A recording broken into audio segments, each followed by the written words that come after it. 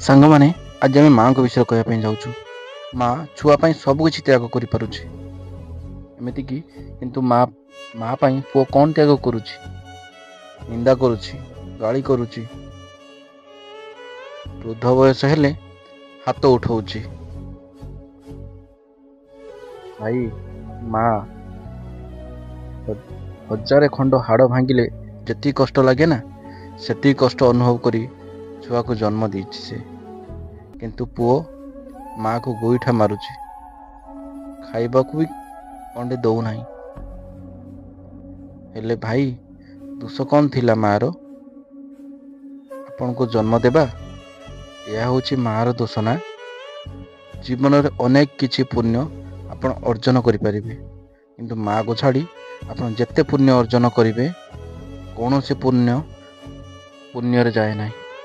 ସବୁ ହିଁ ପାପ କାମରେ ଲାଗିଥାଏ। ମା ବିନା ସଂସାର ଅନ୍ଧା।